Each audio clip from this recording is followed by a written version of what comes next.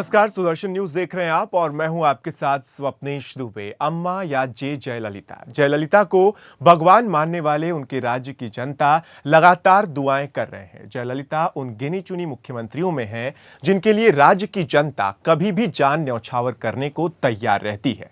जयललिता 22 सितंबर से अस्पताल में भर्ती थी और उनके समर्थक अक्सर अस्पताल के बाहर उनकी सलामती की दुआ करते नजर आते रहे।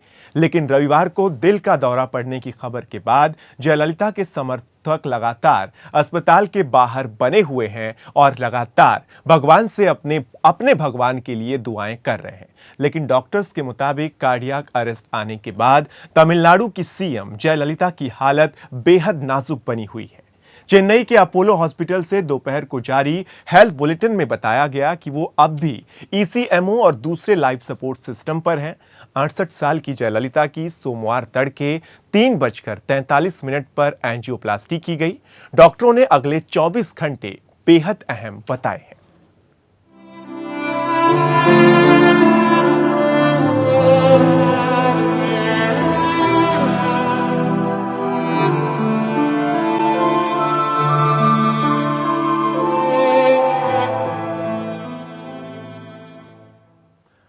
रविवार शाम दिल का दौरा पड़ने के बाद से तमिलनाडु की सीएम जयललिता की हालत बेहद नाजुक बनी हुई है। अपोलो हॉस्पिटल ने उन मीडिया रिपोर्ट्स को खारिज कर दिया जिसमें जयललिता के निधन की बात कही जा रही थी।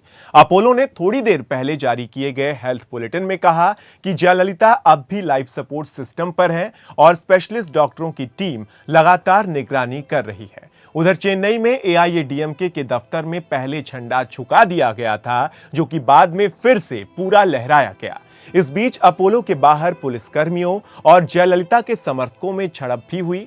वहीं तनाव को देखते हुए अपोलो अस्पताल के चारों गेट बंद कर दिए गए और भारी मात्रा में फोर्स तैनात कर दी गई।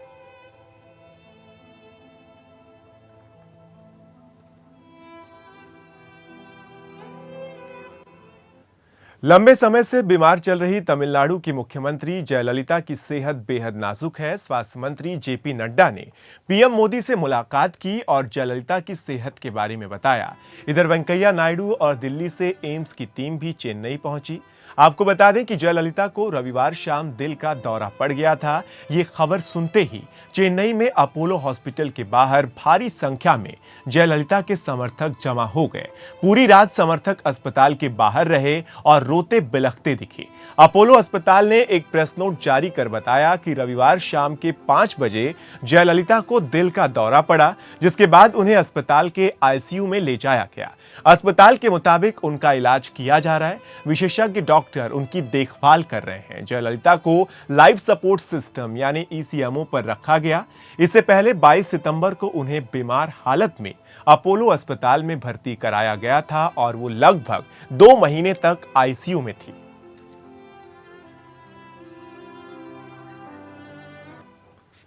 और अब आपको बताते हैं कि आखिर ईसीएमओ सिस्टम यानी लाइफ सपोर्ट सिस्टम क्या है, ये कैसे काम करता है। ईसीएमओ का मतलब होता है एक्स्ट्रा कॉर्पोरल मेम्ब्रेन ऑक्सीजनेशन। यह हार्ट असिस्ट डिवाइस है। इसके जरिए दिल के धड़कन प्रक्रिया को सामान्य करने की कोशिश की जाती है। तो ईसीएमओ का मतलब हम आपको बताने की कोशिश कर रहे हैं। दिल के धड़कन की प्रक्रिया को सामान्य करने की कोशिश ईसीएमओ में की जाती है।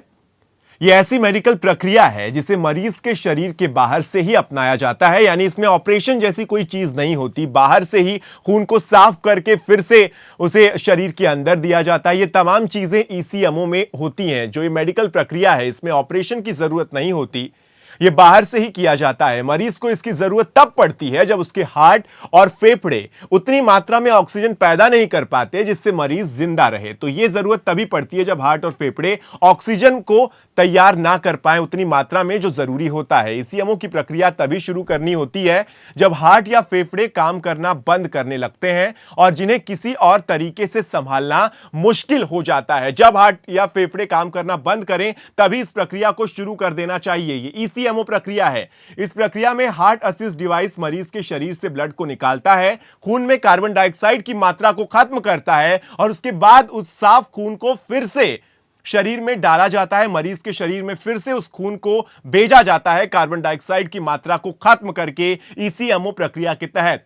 लाल रक्त की कोशिकाओं में ऑक्सीजन पंप करता है जिससे जीवनदायी रक्त मरीज के शरीर में पहुंचे और वो जिंदा रह सके। और यही प्रक्रिया जो है ये जयललिता के साथ अभी हो रही है। जयललिता को इसी प्रक्रिया के तहत उनका इलाज किया जा रहा है। ये खून मरीज के शरीर में सीधे तौर पर पंप किया जाता है जिससे शरीर में ऊर्जा पहुंचे, क्योंकि हार्ट और फेफड़े ब्लड पंप करने का काम नहीं कर पाते जिससे आदमी जिंदा रहता है। ईसीएमओ प्रक्रिया यही होती है। यह प्रक्रिया आपको समझ लेनी चाहिए ताकि साफ तौर से आप समझ पाएं कि जयललिता का जो इलाज है वो कैसे हो रहा है। ब्रीदिंग सिस्टम के काम नहीं करने पर मरीज को ईसीएमओ प्रक्रिया के तहत उसे आगे लेकर जाया जाता है।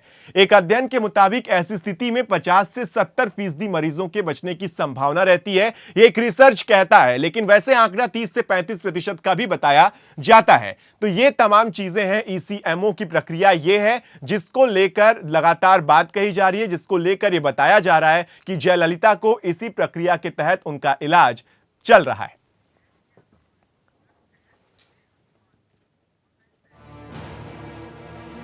एसके अग्रवाल साहब फोन लाइन पर हमारे साथ जुड़ गए हैं, उनसे हम इस बारे में ज्यादा जानकारी लेते हैं। अग्रवाल साहब, मैं आपसे सबसे पहले इस ईसीएमओ प्रक्रिया को ही समझना चाहूंगा, क्योंकि सुबह से ही ये खबरें हैं कि जयललिता के साथ जयललिता का जो इलाज हो रहा है वो ईसीएमओ प्रक्रिया के तहत हो रहा है। क्या ये प्रक्रिया होती है, अगर आप हमारे दर्शकों को बता पाए?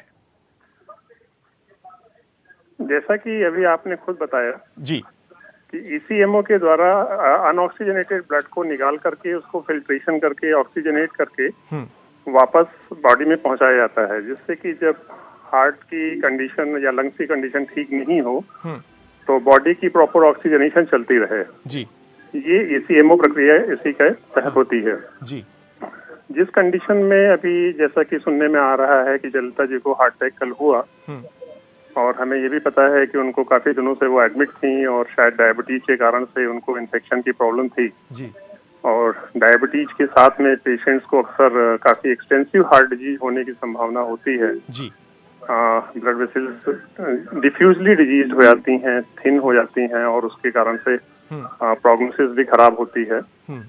अब जैसे कि सुनने में आ रहा है कि इन्फेक्शन काफी दिनों से चल रहा था, बॉडी की अपनी इम्यूनिटी सिस्टम जो थी वो ठीक नहीं थी। जी उस सिचुएशन में जो भी ये सीरियस हार्ट अटैक हुआ है जयललिता जी को, और जिसके कारण से कल कार्डियक अरेस्ट की बात भी की जा रही थी और फिर एंजियोप्लास्टी की खबर आई है।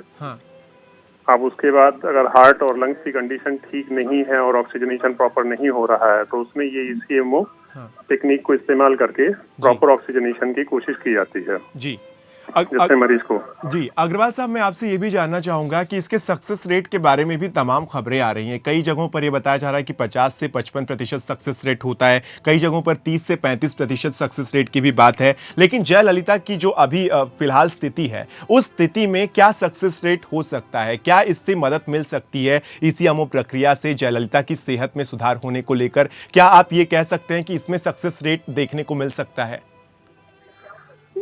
डेफिनेटली जी देखिए, ऐसा होता है कि जब किसी व्यक्ति की कंडीशन बहुत ज्यादा खराब है तो हमें हर तरीके से कोशिश करनी पड़ती है। जी सांस की नली में अगर रुकावट है, सांस नहीं जा रहा है तो वेंटिलेटर लेना पड़ता है। कभी कभी इंट्रा-एओर्टिक बैलून पंप होते हैं जो हमें लगाने पड़ते हैं जी जिससे कि ब्लड प्रेशर को हम इंक्रीज कर सकें। जी कुछ मेडिसिन के द्वारा हम इसको कंट्रोल करते हैं। उन्हीं टेक्निक्स में जैसे कि हार्ट की रुकावट थी तो एंजियोप्लास्टी की गई। जी अब उसके आगे की ये टेक्निक हो जाती है कि अगर ऑक्सीजनेशन फिर भी प्रॉपर नहीं है तो ईसीएमओ टेक्निक को इस्तेमाल करते हैं। जी किसी भी कंडीशन से सर्वाइवल की सिंगल टेक्निक से आप सर्वाइवल की बात नहीं कर सकते हैं। बिल्कुल। ये सभी क्रिटिकली इल पेशेंट में डिफरेंट टेक्नोलॉजीज हैं जिनके द्वारा हम मदद पाते हैं। हाँ। अब इसमें निर्भर केवल ईसीएमओ या वेंटिलेटर या आईएबीपी से ही निर्भर नहीं करेगा, और भी चीजें हैं कि उनका किडनी फंक्शन कैसा रहता है, इन्फेक्शन कैसा है, ब्लड प्रेशर वो कैसा मेंटेन कर पा रही हैं। जी ये सारी चीजें आउटकम को अल्टीमेटली डिसाइड करेंगे। बिल्कुल, अल्टीमेटली जो रिजल्ट होगा ये सारी चीजें डिसाइड करेंगी। बहुत शुक्रिया एसके अग्रवाल साहब सुदर्शन न्यूज से बातचीत करने के लिए और हमारे दर्शकों तक ये अहम जानकारी पहुंचाने के लिए कि ईसीएमओ प्रक्रिया आखिर क्या होती है और किस तरह से इसका सक्सेस रेट होता है। तमाम चीजों पर, वैसे जो सेहत को लेकर सक्सेस रेट भी तमाम चीजों पर निर्भर करता है। हमारे वरिष्ठ सहयोगी दिवाकर जी हमारे साथ जुड़ गए हैं। दिवाकर जी, अभी क्या अपडेट है जयललिता की सेहत को लेकर, क्योंकि इवनिंग जो हेल्थ बुलेटिन जारी किया गया है उसमें साफ तौर से कहा यह जा रहा है कि अब भी उनका इलाज जारी है और जो हालत है उनकी वो नाजुक बनी हुई है। जी स्वप्नेश, ये भी स्पष्ट कर दूं कि जयललिता की हालत में अभी फ़िलहाल कोई सुधार नहीं है, स्थिति बेहद नाजुक बनी हुई है। इसके साथ ही एक बात और है कि एम्स के डॉक्टर, अपोलो के डॉक्टर और कुछ विदेश में जो हार्ट के विशेषज्ञ हैं और जो मल्टीपल ऑर्गेनाइजेशन वो उसके ऑर्गन्स विशेषज्ञ हैं, वो पूरी तरह से इस मामले को देख रहे हैं।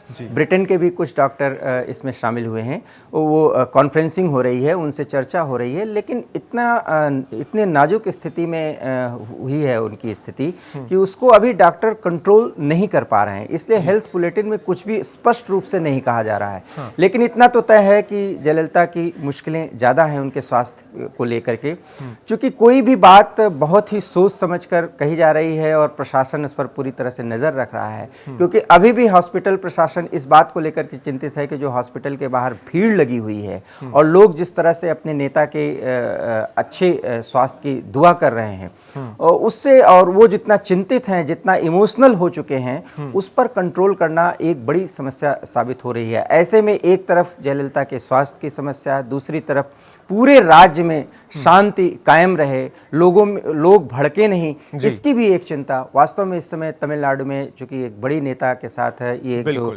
उनके स्वास्थ्य पे जो परेशानी आई है उसको लेकर के वहां पे बिल्कुल दिवाकर जी, मैं आऊंगा आपके पास। तो साफ तौर से ये भी निकलकर सामने आ रहा है कि लॉ एंड ऑर्डर की स्थिति ना बने और इसीलिए कोशिश की जा रही है कि जो समर्थक है उन्हें रोका जाए। जिस तरह से वहां पर देखने को मिल रहा है, विरोध भी हो रहा है, क्योंकि जब खबरें निकलकर सामने आई तो पुलिस के साथ भिड़ंत भी हो गई। 4 दिसंबर की देर शाम अपोलो हॉस्पिटल के हवाले से खबर आई कि जयललिता को कार्डियक अरेस्ट हुआ है, ना कि हार्ट अटैक। अब देखिए, इसमें डिफरेंस बहुत ज्यादा होता है। उन्हें लाइफ सपोर्ट सिस्टम पर रखा गया, दरअसल उन्हें कार्डियक अरेस्ट हुआ था, यानी दिल ने काम करना बंद कर दिया था। वास्तव में कार्डियक अरेस्ट और हार्ट अटैक में अंतर होता है। आइए देखते हैं कि कार्डियक अरेस्ट और हार्ट अटैक में क्या अंतर होता है।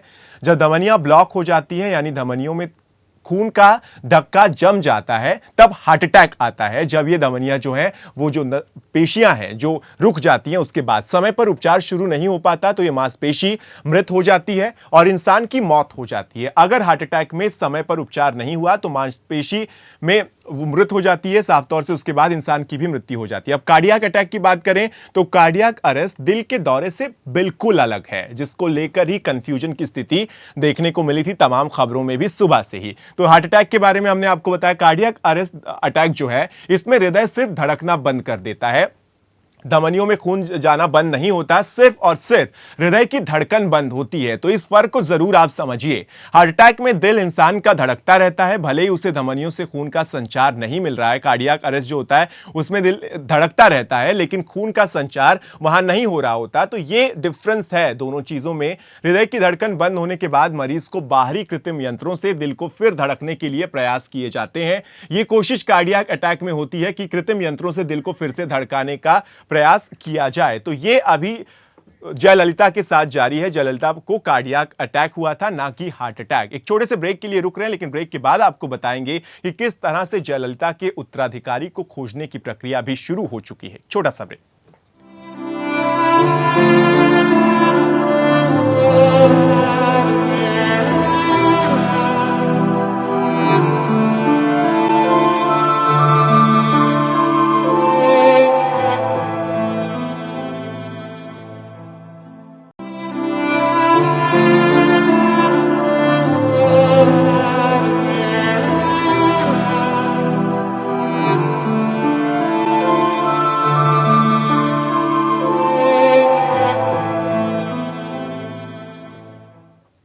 ब्रेक के बाद स्वागत है आपका। जयललिता की सेहत लगातार गंभीर बनी हुई है, वहीं उनके उत्तराधिकारी को लेकर चर्चाएं भी शुरू हो गई हैं।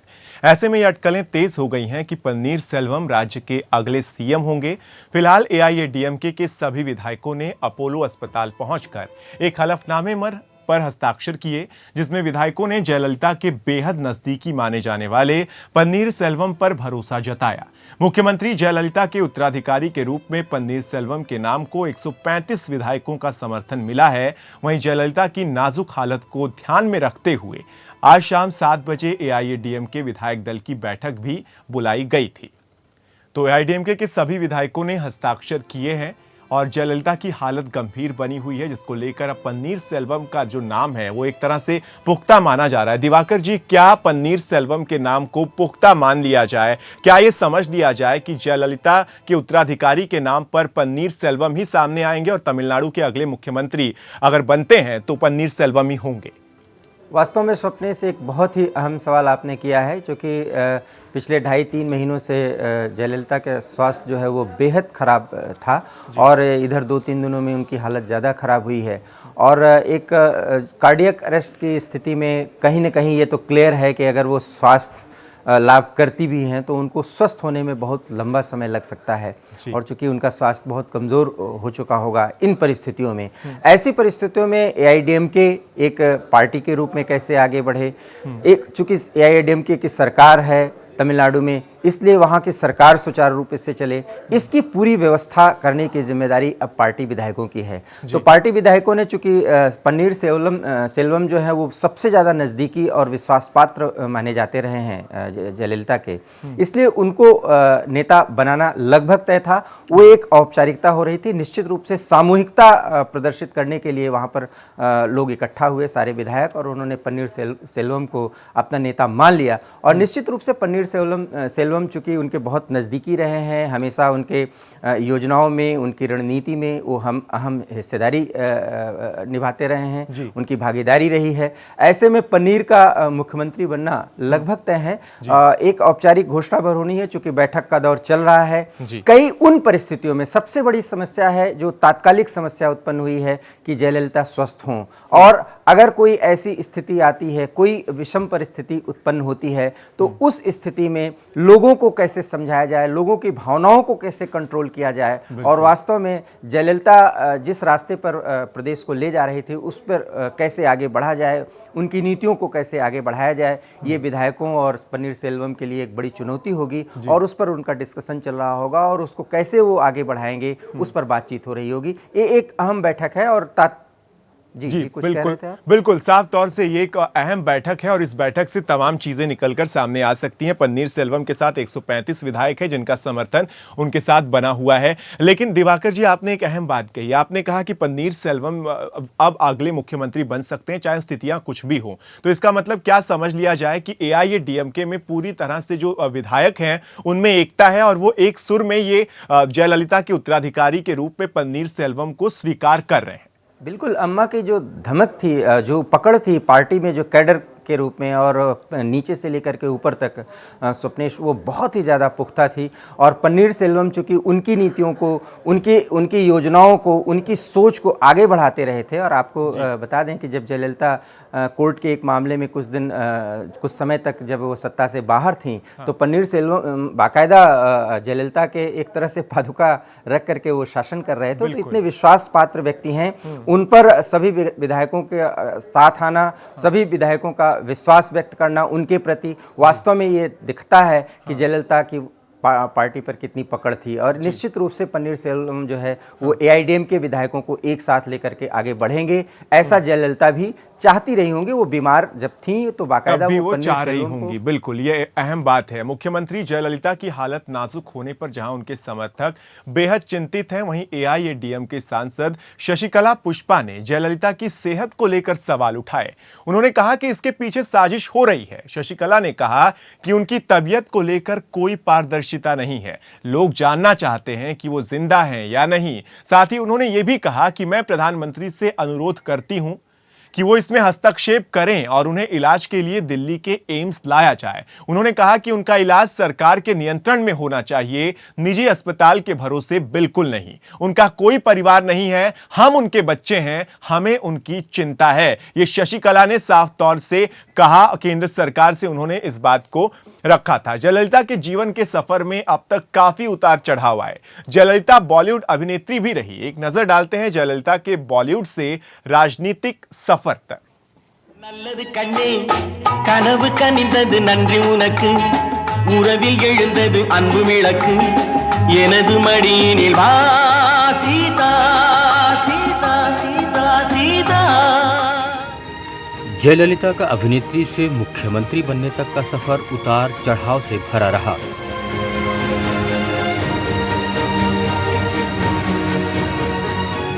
जयललिता अन्ना द्रमुक के संस्थापक एमजी रामचंद्रन उर्फ एमजीआर की करीबी थी। जयललिता ने अपने 4 दशक की राजनीतिक जीवन में काफी उतार चढ़ाव देखे हैं। 15 साल की उम्र में फिल्मी करियर शुरू करने वाली जयललिता एक सुप्रसिद्ध तमिल एक्ट्रेस बनी। एक विद्यार्थी के तौर पर भी पढ़ाई में उनकी काफी रुचि रही। जयललिता ने एमजीआर के साथ 28 फिल्मों में काम किया। एमजीआर तमिल सिनेमा के सुपरस्टार थे और भारतीय राजनीति के सम्मानित नेताओं में से एक थे। जयललिता फिल्मी दुनिया को अलविदा कहकर एमजीआर के साथ राजनीति में आ गई। एम करुणानिधि की पार्टी द्रमुक से टूटने के बाद एमजीआर ने अन्ना द्रमुक का गठन किया। साल 1983 में एमजीआर ने जयललिता को पार्टी का सचिव नियुक्त किया और राज्यसभा के लिए मनोनीत किया। इस बीच जयललिता और एमजीआर के बीच काफी मतभेद सामने आए, लेकिन जयललिता ने 1984 में पार्टी के प्रचार अभियान का नेतृत्व किया। एमजीआर के निधन के बाद जयललिता साल 1987 में पूरी तरह से उभर कर सामने आई। एमजीआर की अंतिम यात्रा के दौरान एमजीआर की पत्नी और समर्थकों ने जयललिता के साथ कथित रूप से दुर्व्यवहार किया, जिससे पार्टी में बिखराव की स्थिति पैदा हुई।